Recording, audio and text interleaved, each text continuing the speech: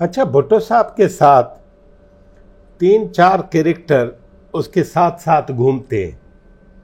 एक कैरेक्टर है मुमताज़ अली भुट्टो साहब का, जी एक कैरेक्टर है हफीज़ पीरज़ादा का, एक कैरेक्टर है गुलाम मुस्तफ़ा जतोई का, और बाकी कैरेक्टर हैं लोकल।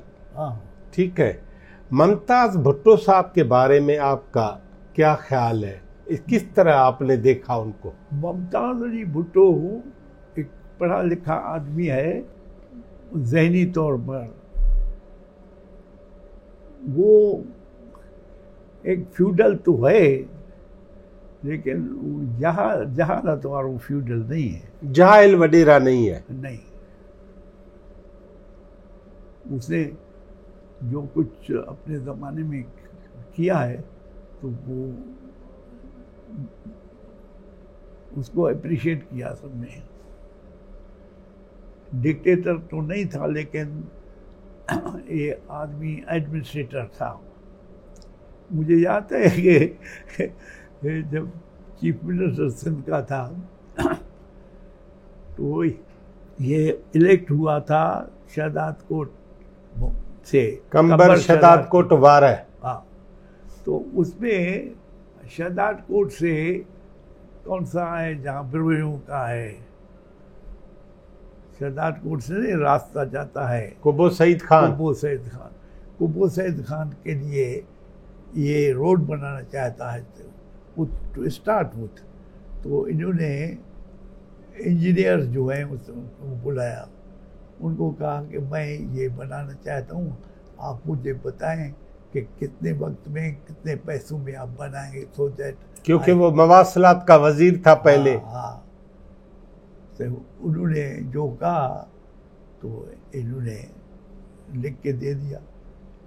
अच्छा, उसी वक्त एसी जो था वो सखर में होता था, वो जब आया उसको इन्होंने बताया, उन्होंने कहा भाई आपने कैसे कर दिया, ये सेटल करने में ही देर लगेगी, मिट्टी डालने के बाद एकदम तो पक्का नहीं करेंगे, तो आपने तो गलत किया।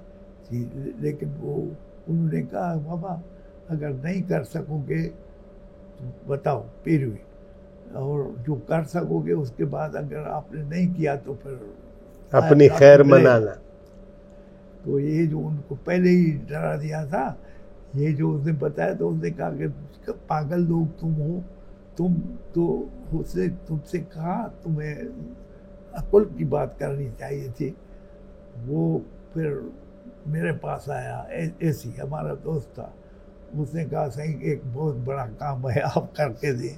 मैंने कहा क्या बात है? तो उसने कहा कि हमारे इंजीनियर्स को बुलाया मुमताज़ अली खान ने सर्किट हाउस में, अभी भी ठहरा हुआ है इधर ही, कि रोड बनाना है। उन्होंने टाइम और टाइम फ्रेम दे दिया जो जिसमें हम नहीं कर सकते, तो आप मेहरबानी मदद करें, तब उसको कहें कि अभी चेंज करें। मैंने दोस्ती भी होती थी और अक्ल की बात भी थी, मैंने उसे कहा चलो चलते हैं भाई, मैं अर्ज करता हूँ। हमारा बहुत लिहाज रखते थे बचपन से, जब वो पढ़ता था उस ज़माने से। मैं जब गया तो मैंने कहलवा के भेजा कि मैं आना चाहता हूँ। उसे मैं गया, मिला मुझे, और मैंने कहा यार मैं आया हूँ, इसमें इंजीनियर्स ने आपने उनको इजाज़त दी है, वो अभी सुपीरियर इंजीनियर है, फलां मेरा दोस्त है, आप भी उसको जानते हैं, वो कहता है कि इसमें टाइम का मामला है, आप बड़ा मेहरबानी चेंज टाइम बढ़ा के दे दें। तो कहा मैंने तो बाबा उसको नहीं कहा, उनने जो ज़बान से कहा मैंने कह दिया। मैंने कहा अभी वो उनसे गलती हुई है, आप बड़ा मेहरबानी, मैं इसलिए आया हूँ आप अर्ज मांगे। ठीक है, फिर उसने, मैंने कहा एसी नीचे है, मैं बुलाता हूँ। तो आया, एसी ने भी एक्सप्लेन किया, सर ये दे उसने कहा ठीक है भाई, तुम्हारे इंजीनियर खुद ये कह के गए थे, मैंने उनसे ज़बरदस्ती नहीं किया। अभी आप आए हैं, अब्दुल रज़ाक भी आया है, तो मैंने कह दिया है कि ये जो आप चाहते हैं टाइम।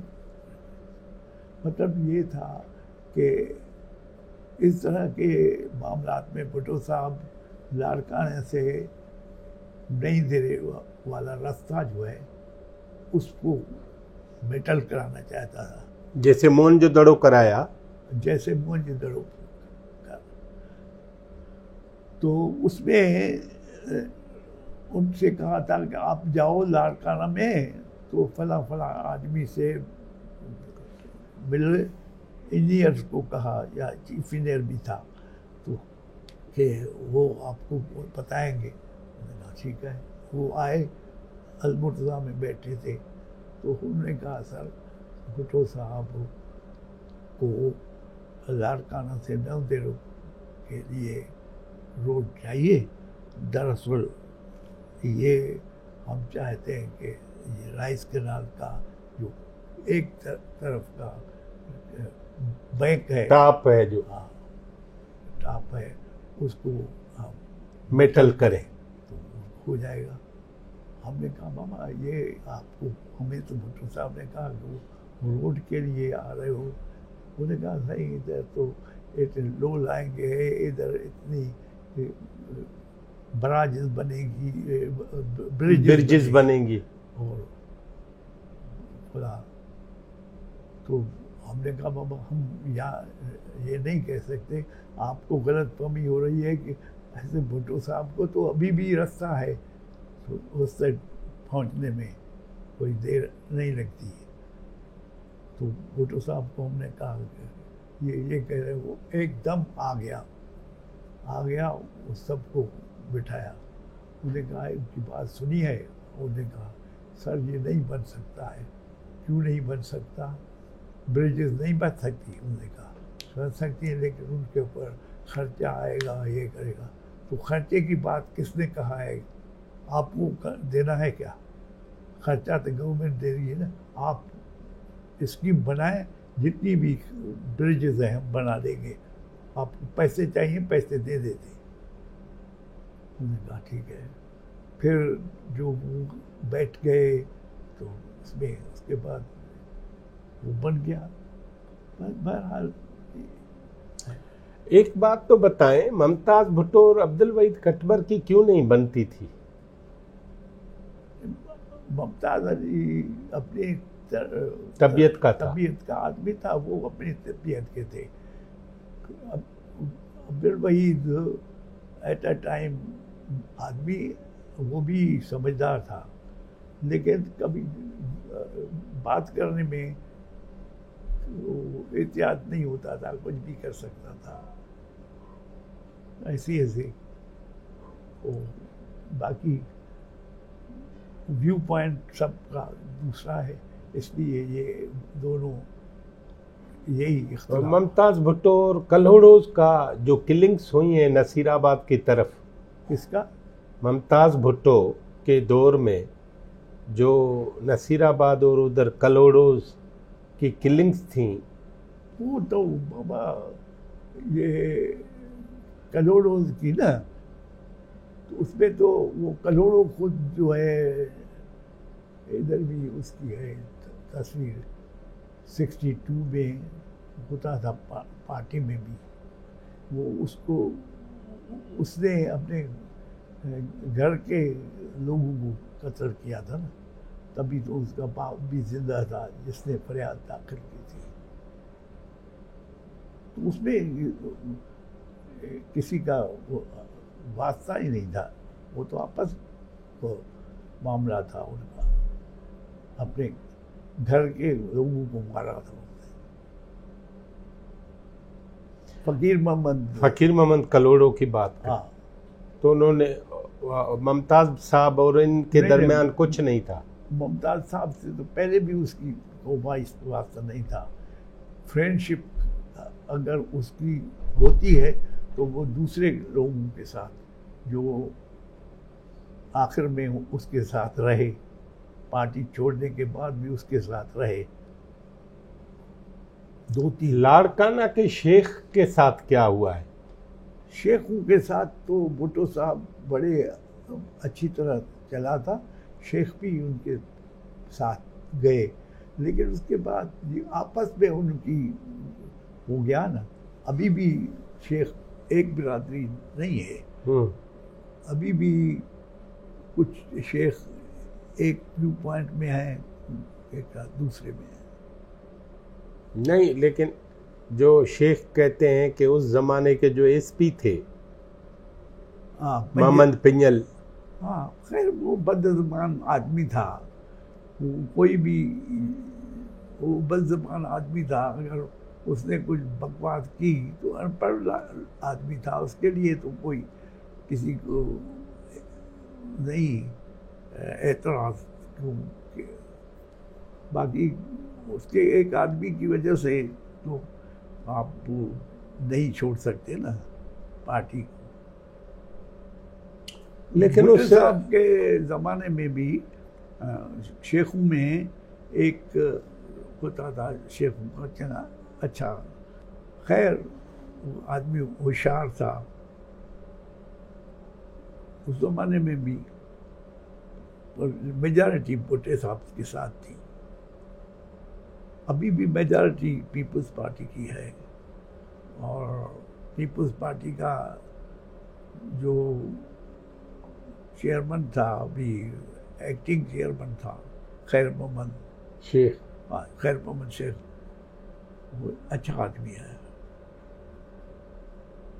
बस भाई, भुट्टो साहब की पार्टी थी, भुट्टो साहब की हुकूमत थी पूरे मुल्क में, भुट्टो साहब बहुत बड़े अवामी लीडर थे। तो सिंध में मैगज़ीन, सिंध के अदीब शायर वो जेलों में थे और डिटेंशन ऑफ प्रिवेंशन DPR में थे। ये भुट्टो साहब का इस तरह का हुकूमत में रोल क्यों है? मुझे इसका इल्म नहीं है। अच्छा, लेकिन भुट्टो साहब का तो वास्ता नहीं हो सकता है ऐसे कदम से। ही वॉज नॉट पर्सन नहीं अंकल, जिम्मेदार तो उनकी है ना, जिम्मेदारी तो प्राइम मिनिस्टर की कौन सी जिम्मेदारी है?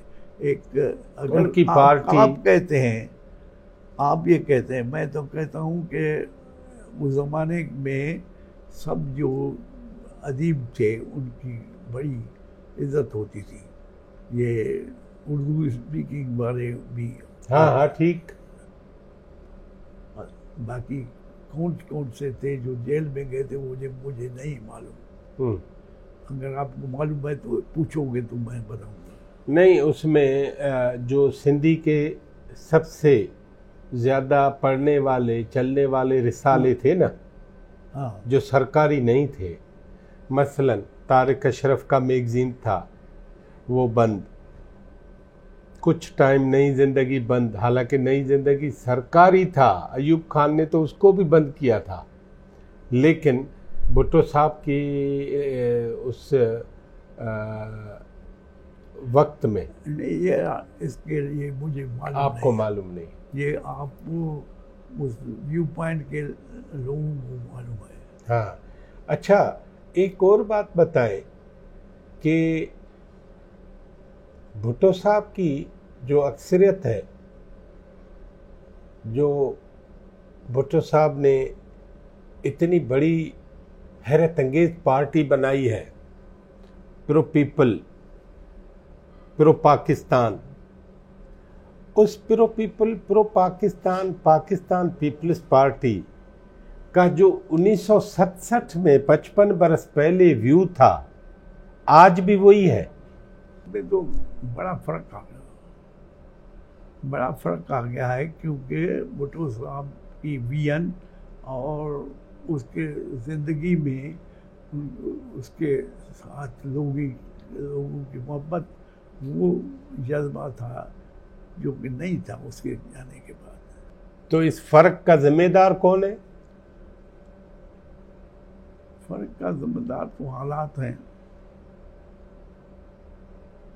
कुछ लोगों का ख्याल है कि मोहतरमा बेनज़ीर भुट्टो मुल्क की पावर पॉलिटिक्स समझ गई तो उसने फिर इलेक्टेबल्स की बात की कि चलो इलेक्टेबल्स को आगे लाएं, और जो भी अभी तो ये इलेक्टेबल को प्रेफर करना तो सब जो पॉलिटिकल पार्टीज हैं इस मुल्क में उनका नुक्ते नजर यही है। बन गया है। तो पीपल्स पार्टी भी वैसी ही हो गई है ना। नॉट नाउ, अभी की बात नहीं है ये। किसी ज़माने में तो जो भी आदमी पीपल्स पार्टी नॉमिनेट करती थी वो इलेक्ट होके आते थे, तो अभी तो इस तरह नहीं है। आप जिस फाउंडिंग सेशन में थे पाकिस्तान पीपल्स पार्टी के, जी जिसमें आपने लिखा इस्लाम हमारा दीन है, जी, तो एक हिंदू, ईसाई, यहूदी आपकी पार्टी में क्यों आए? क्यों आए? हाँ, जब आप लिख रहे हैं इस्लाम हमारा दीन है, दीन है तो मेजॉरिटी लोगों का दीन तो है हम ना। लिखें कि इस्लाम हमारा अक्सरियती दीन है ना। है तो इस्लाम ऐसा तो नहीं कहता कि हिंदू या गैर मुस्लिम जो है उसको हुकूक नहीं होने चाहिए। इस्लाम कभी भी इस किस्म की बात नहीं। तो असल जुमला ये अच्छा नहीं है कि इस्लाम हमारा अक्सरियती दीन है।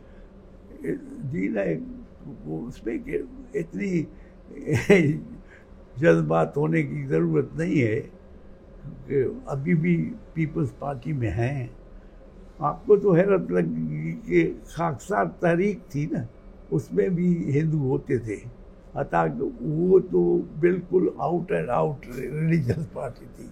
लेकिन बात यह है कि उनका नुक्ता नज़र ये था कि इस्लाम किसी कौमियत या किसी मज़हब को बुरा नहीं कहता, किसी मज़हब को ख़राब नहीं समझता। तो भुट्टो साहब को अहमदियों वाला काम करना चाहिए था। उसने तो नहीं किया बाबा, खाली उसके नेशनल असेंबली ने किया। नहीं, लेकिन साइन तो उसने किया। नहीं, साइन अगर तो, वो कहता कि इसको नहीं लाए आते। बाबा बात यह है कि उसकी जो पूरी हिस्ट्री है कि किस तरह उसके लिए लोगों ने from time to time agitation किया है, और उसमें एजिटेशन के अंदर जो